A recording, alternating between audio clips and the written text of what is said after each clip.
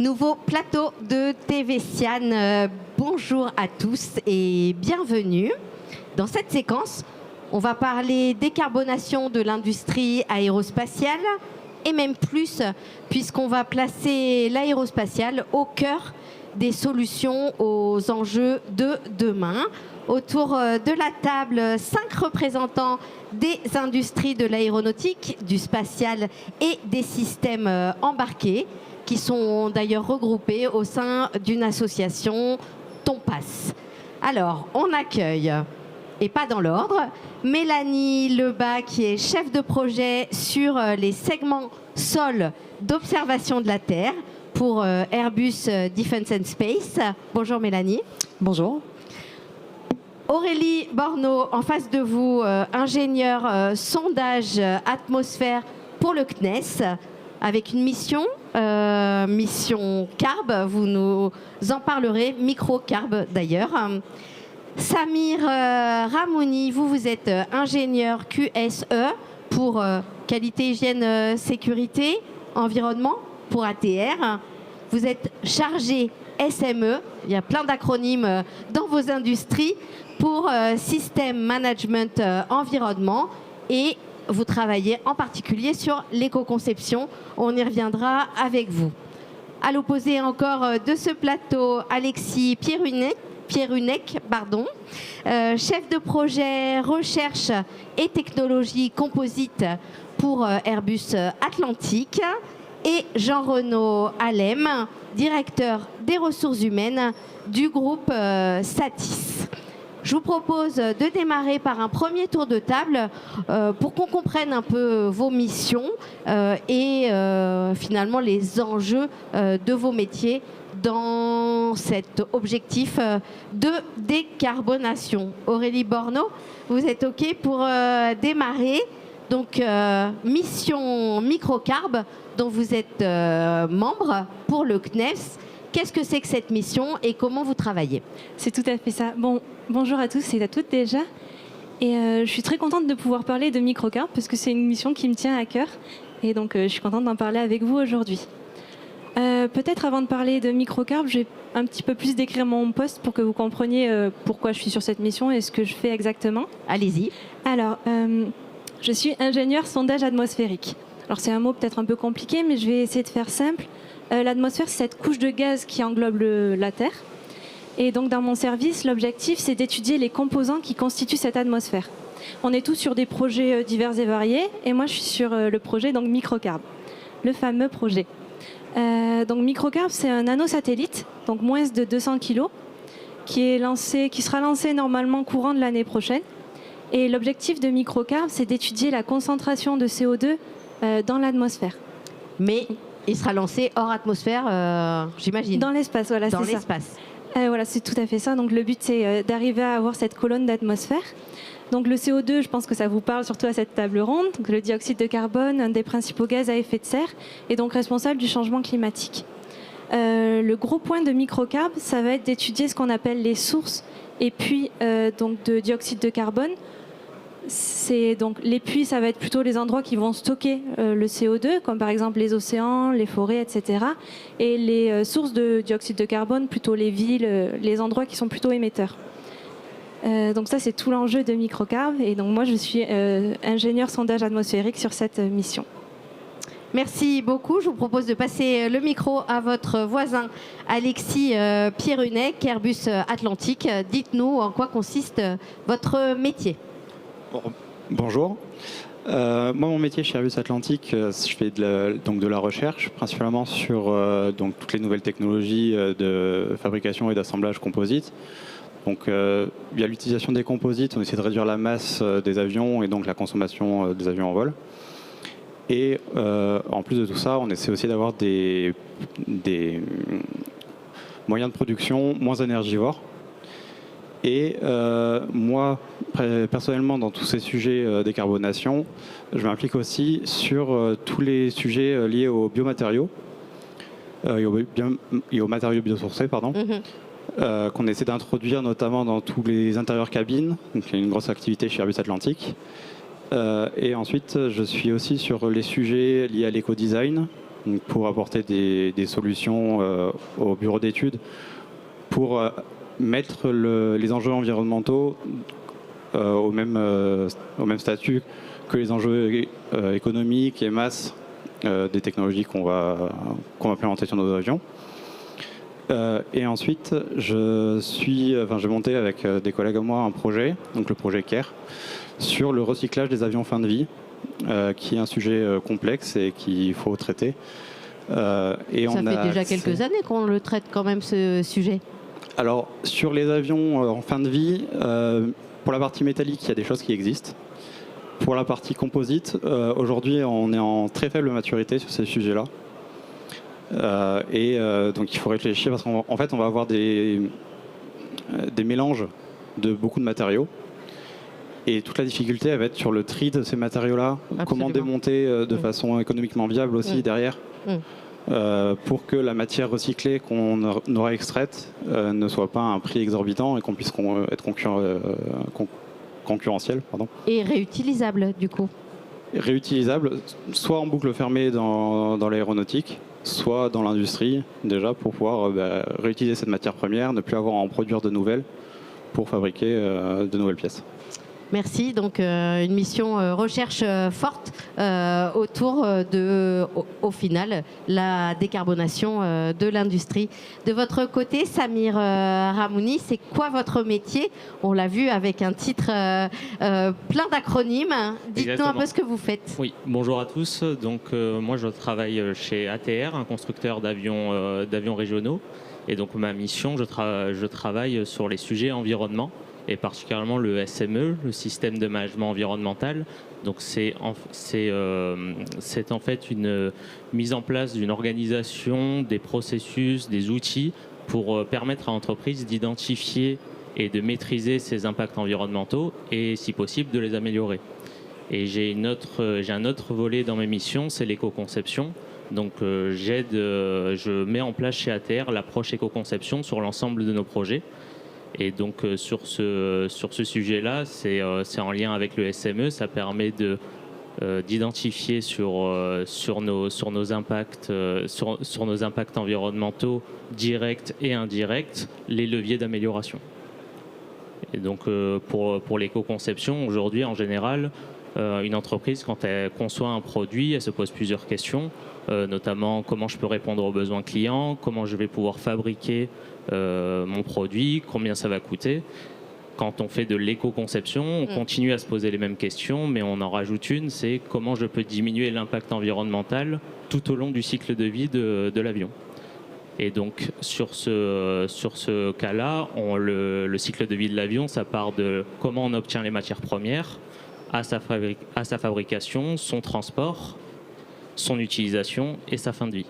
Et donc le but de la démarche éco-conception, c'est que sur chaque étape, on va identifier les principaux impacts et mettre en place des solutions de conception pour diminuer ces impacts. Merci de cette présentation. Je vous laisse prendre le micro, Jean-René Allem. Jean-Renaud. Pardon, Jean Renaud. Il y avait une faute sur mes fiches, pardon. Vous êtes donc directeur des ressources humaines pour le groupe Satis. Quel est le lien finalement avec le sujet de la décarbonation? Alors oui, je suis le DRH de Satis, qui est un groupe de à peu près 3000 personnes. On est leader, nous, sur la peinture et l'étanchéité de tous les aéronefs, avec une présence en France, mais également à l'international. Les enjeux de décarbonation de Satis, on ne fabrique pas, on est dans de la prestation de services, mais par contre, c'est une activité très énergivore. Donc là, on est plus nous sur des enjeux d'optimisation de consommation d'énergie. Donc ça, c'est pour situer nos enjeux. Oui. Après, la question, alors je suis entouré d'ingénieurs matériaux, d'ingénieurs d'essai. Donc bien qu'étant ingénieur de formation, je suis sur une fonction RH support. Donc l'impact que peut avoir la fonction, c'est évidemment sur des actions de formation, s'assurer que nos équipes sont bien formées par rapport à ces enjeux de décarbonation, de recrutement également, parce qu'on s'aperçoit qu'il faut qu'on arrive à attirer de nouveaux talents, comme les jeunes qui sont autour de moi aujourd'hui. Donc ça, c'est important pour pouvoir faire cette transition.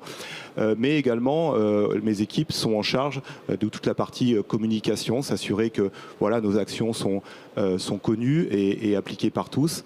Et puis le dernier point, il est aussi sur la façon dont on arrive petit à petit, où on commence à mettre dans les objectifs de nos managers certains objectifs liés à la décarbonation, que ce soit plus que des objectifs techniques ou très industriels ou de performance, mais également des objectifs liés à nos enjeux de décarbonation. Donc voilà quelques exemples où la fonction RH peut avoir un impact important sur cette politique au sein d'un groupe comme le mien. Voilà. Satis à Toulouse, c'est combien de personnes? Alors, Satis à Toulouse, c'est à peu près... le siège est à Toulouse, il y a une centaine de personnes à Toulouse. On a de gros sites de production, de peinture et d'étanchéité. On est sur les chaînes Airbus, donc sur Toulouse, il doit y avoir à peu près 600 personnes en tout, et le reste du personnel, et il y a à peu près 800 personnes ailleurs en France, et à peu près 1500 personnes supplémentaires à l'international. Voilà. Merci pour cette première présentation. Mélanie Lebas, prenez le micro. Planète bleue et spatiale, vous nous expliquez? Oui, tout à fait. Donc, je peux décrire un peu ce que je fais chez Airbus Defence and Space. Donc, moi, j'ai 2 casquettes professionnelles qui sont assez complémentaires. La première, c'est j'interviens sur de la gestion de projet sur des segments sol. Donc, c'est toute la technique qui permet d'opérer les satellites quand ils sont dans l'espace. C'est un peu le pilotage du satellite. Donc, on crée des satellites d'observation de la Terre. Donc, c'est des satellites qui prennent des photos depuis l'espace. Et ces satellites interviennent beaucoup pour aider à la politique environnementale. Par exemple, ils peuvent prendre des photos de feux de forêt pour aider les pompiers sur place à attaquer les feux au bon endroit. On fait suivi d'un certain nombre de sujets sur les océans, par exemple.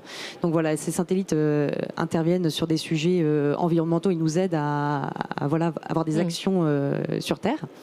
Et donc ma deuxième casquette, c'est je suis élue au CSE d'Airbus Defence and Space. Donc j'ai une partie de mon temps qui est dédiée à ces heures de délégation syndicale. Et j'interviens en particulier sur toute la politique développement durable des œuvres socio-culturelles de notre comité d'entreprise pour engager les salariés dans leurs loisirs, dans leur vie privée. Aussi de faire évoluer un peu les comportements et de tester les choses qui sont décarbonées dans les voyages, par exemple. Et au niveau de l'entreprise, via le dialogue social avec notre direction, on intervient aussi sur l'analyse de la politique environnementale de l'entreprise, à faire des propositions et être une force pour la décarbonation de l'entreprise. Merci. Donc engagement personnel et professionnel dans cet enjeu de décarbonation de l'industrie au global aérospatial. Merci de ces présentations. On a entendu vos engagements à travers vos mots. Comment finalement vos métiers rejoignent vos valeurs? Peut-être Alexandre Pierrenic, pouvez-vous prendre... Alexis Pierrenic. Décidément. Merci de nous éclairer sur ce lien entre votre engagement personnel, votre métier et vos valeurs. Déjà, mes valeurs personnelles... les valeurs environnementales, je pense qu'aujourd'hui, on y est tous conscients des enjeux environnementaux autour de nous. Moi, j'adore aller me balader dans la nature, passer des vacances à la montagne, ce genre de choses. Et je trouve que c'est quelque chose d'essentiel aujourd'hui de préserver notre environnement. Et au travers de mon travail, j'ai l'impression vraiment d'agir pour ces valeurs-là. Donc c'est ça aussi qui me permet d'être vraiment moteur dans mon métier. Ensuite, on essaie moins consommer de matières premières, parce qu'il va y avoir une raréfaction des matières premières qui arrivera. Et la production des matériaux qu'on utilise aujourd'hui consomme aussi énormément. Et donc, essayer de réduire tout cet impact-là, c'est vraiment... Donc travailler finalement avec lucidité sur ces impacts pour transformer vers une industrie beaucoup plus décarbonée. Voilà, continuer à avoir cette industrie, parce que ça reste une industrie, l'aéronautique, de très belle technologie, très intéressante, techniquement, des technologies de pointe, mais le faire de façon plus responsable par rapport aux enjeux environnementaux aujourd'hui. Merci, je vous laisse passer le micro à Aurélie Borneau. De votre côté, comment finalement vous alliez carrière et valeurs? Du coup, un peu comme Alexis, c'est la cause environnementale, c'est une cause pour laquelle je suis sensible. Et ce que j'aime beaucoup, le lien se voit avec la mission sur laquelle je suis, donc Microcarb, qui va permettre d'améliorer les modèles par rapport au changement climatique qu'on a maintenant. Je ne sais pas si vous connaissez le terme de VCE, de variables climatiques essentielles. Expliquez-nous. Donc, ce sont des variables qui vont permettre d'étudier le climat et donc d'arriver à montrer le réchauffement climatique et d'étudier ce réchauffement climatique. Donc, il y en a à peu près une cinquantaine et la moitié d'entre elles sont observables depuis l'espace. Et je crois d'ailleurs que parmi elles, 5 d'entre elles sont uniquement observables depuis l'espace. Donc, par exemple, parmi ces variables climatiques essentielles, il y a la mesure des océans, la vapeur d'eau dans l'atmosphère et aussi le CO2 dans l'atmosphère. Donc, je suis contente avec le CNES, donc l'Agence spatiale française, là où je travaille, de pouvoir participer à ces missions d'observation de la Terre qui permettent de montrer le réchauffement climatique. Vrai enjeu pour la planète. Merci beaucoup. Pour vous, Mélanie Lebas.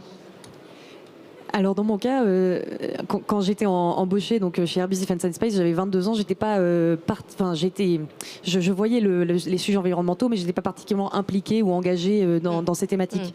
La prise de conscience, elle est venue en cours de route, particulièrement pendant la période Covid où on a eu le temps un peu de se poser plein de questions et de réfléchir à nos vies. Et donc j'ai souhaité par la suite m'engager de plus en plus sur ces thématiques dans ma vie personnelle et aussi dans ma vie professionnelle, puisque en fait c'est des silos qui sont pas fermés. Il y a forcément de la porosité. Et au niveau personnel, je m'engage aussi dans l'associatif sur ces thématiques et je suis par ailleurs auteure, donc romancière. Et dans mes romans, je partage aussi mes valeurs environnementales et par exemple j'écris un roman sur l'océan où j'essaie d'inciter les gens à vouloir protéger la biodiversité marine. Voilà, c'est parmi les exemples d'engagement qu'on peut avoir aussi en dehors du travail. Parfaitement aligné donc. On essaie. Merci. Jean-Renaud Allem, sans me tromper cette fois. Alors peut-être une question avant le lien entre votre métier et vos valeurs. Est-ce que finalement, évoquer les thématiques de décarbonation quand on recrute, c'est un facteur d'attractivité pour les candidats? Ah oui, clairement aujourd'hui ça l'est. Ça fait partie des valeurs de la nouvelle génération. Donc dans nos politiques de recrutement, c'est quelque chose dont on fait sur lesquelles on fait très attention, c'est clair. Ça fait partie des attentes, notamment de la jeune génération. Et comme je vous ai dit tout à l'heure que nous, on était dans une volonté de recruter des talents, justement dans cette jeune génération, on y fait effectivement très très attention, bien sûr. Donc c'est les premiers messages finalement que vous leur transmettez? Oui, quasiment. Il y a effectivement l'intérêt de l'entreprise, l'intérêt de l'environnement et du métier qu'on fait. Mais ça fait partie des premiers messages qu'on leur transmet en parallèle des valeurs de l'entreprise. Effectivement, ces deux points-là sont très très forts. Et donc, vos valeurs par rapport à votre métier? Après, en tant que citoyen, conscience de l'importance de travailler sur le climat. En tant que parent, moi j'ai une fille qui a une vingtaine d'années, donc je suis un peu plus âgé que vous sans doute, qui met aussi une certaine pression sur l'importance du sujet. Et puis, je l'ai dit un petit peu tout à l'heure, moi je suis sur une fonction support, et donc finalement on est un peu le facilitateur, on est un peu au cœur du métier, des acteurs. Donc c'est intéressant de pouvoir justement avoir ce rôle soit de facilitateur, soit de convaincre nos équipes d'aller vers ces challenges-là. Donc voilà, donc ça fait un lien assez complet sur ma fonction aujourd'hui. Merci. Et je vous laisse prendre le micro, Samir Ramouni. L'éco-conception et vos valeurs, comment se rejoignent finalement votre engagement personnel et professionnel? Comme tout le monde autour de la table, j'ai une sensibilité sur les sujets environnement. L'éco-conception, c'est aussi à travers cette démarche, on peut se rendre compte qu'à travers une petite action, on peut avoir un impact déjà positif sur l'environnement. Donc moi, c'est ça qui me plaît aujourd'hui dans mon métier, c'est qu'on peut se rendre compte que déjà à notre échelle, au niveau personnel et à l'échelle de l'entreprise, on peut déjà améliorer notre impact environnemental à travers plein de projets et surtout sur toutes les fonctions. C'est pas seulement le bureau d'études qui va amener ce changement, mais il y a des fonctions support comme les ressources humaines, comme les achats, qui peuvent aussi aider à améliorer l'impact environnemental de l'entreprise. Et le fait de travailler en transverse avec toutes ces fonctions, c'est ce qui m'intéresse et ça permet d'associer mon métier avec ma sensibilité sur l'environnement. Merci. Alors, gardez le micro. Une dernière question pour chacun d'entre vous. Si vous aviez un message à faire passer aux jeunes générations pour leur donner envie de venir travailler au sein de votre industrie en général et de vos structures en particulier, ça serait lequel ?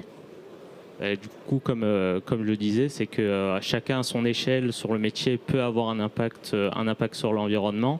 Il faut s'intéresser aux différents métiers, c'est le conseil que je donnerais. Et même avec une sensibilité sur l'environnement, on peut trouver sur chaque métier un moyen d'améliorer notre impact. Donc, mon conseil, ce serait de vraiment s'intéresser à chaque métier et de persévérer dans ses recherches. Merci. Jean-Renaud Alem, pour vous, un message aux jeunes? Peut-être un peu la même chose que Samir, s'intéresser à chaque métier, mais également tous les gestes comptent. Nous, sur notre entité qui est une ETI, on a effectivement des projets structurants sur des process, mais on est aussi beaucoup dans une démarche de tous les petits gestes comptent. Et ça, voilà, c'est aussi quelque chose qui est important et qui nous a un impact sur une entreprise comme la nôtre. Mélanie Lebas. Je vais rejoindre mes deux camarades, hein, c'est un peu le même type de message. Peut-être ce que je souhaiterais rajouter, c'est que effectivement, on a tous notre pierre à apporter à l'édifice. Dans toutes les entreprises, il faut qu'on progresse. Hein. On voit qu'on n'est pas à la hauteur encore des enjeux climatiques aujourd'hui, les entreprises. Donc on a tous notre rôle à jouer. Et au-delà même de nos vies professionnelles, aussi, si vous avez le temps et l'envie et l'énergie, engagez-vous aussi dans vos vies personnelles. Il y a plein de choses, plein de sujets qui nécessitent des bras, des cerveaux. Donc, et c'est très valorisant. Enfin, c'est quelque chose qui est épanouissant même plutôt. Voilà, c'est un mot plus juste. Merci beaucoup. Et pour vous, Aurélie Borneau? Moi, j'aimerais adresser peut-être un message un peu plus global pour la jeune génération, parce que je trouve que c'est une génération qui est au courant, qui vit avec le fait que le réchauffement climatique, il est là, l'urgence climatique est là. Donc, c'est beaucoup de pression dès qu'on est jeune. Et pourtant, on leur demande de plus en plus tôt de choisir leur orientation, etc. Je trouve que c'est... Je ne sais pas si vous en avez parlé avec les nouvelles générations, mais elles se mettent beaucoup de pression dès 15 ans, 16 ans sur leur avenir. Et moi, ce que j'aimerais leur passer comme message, c'est qu'il n'y a pas en termes d'orientation, il n'y a pas un seul bon choix et tout le reste vous écartera de ce que vous voulez faire. Mais il y a plusieurs chemins et différents chemins de vie. Donc si par exemple, vous voulez faire comme moi de l'observation de la Terre, il n'y a pas qu'un chemin pour y arriver. Et d'ailleurs, pour l'anecdote, en fait, j'ai changé récemment de poste au CNES. Avant, j'étais ingénieure antenne et j'ai quand même pu m'impliquer un peu plus dans la cause environnementale en changeant de poste, même si mes études de base ne sont pas formées sur le sondage atmosphérique, par exemple. Et je vous laisse prendre le micro, Alexis Pierrunec. Pour vous, un message que vous imagineriez transmettre aux générations futures? Alors, moi, je dirais qu'il faut s'engager, donc déjà personnellement, s'impliquer, s'intéresser et être force de proposition au sein de vos entreprises et engager du coup vos entreprises dans toutes ces thématiques-là. Merci à tous d'être passés sur ce plateau de TV Sian. Merci de tout l'espoir aussi que vous portez vers la réussite de la transition écologique. Bon courage et poursuivez. Merci.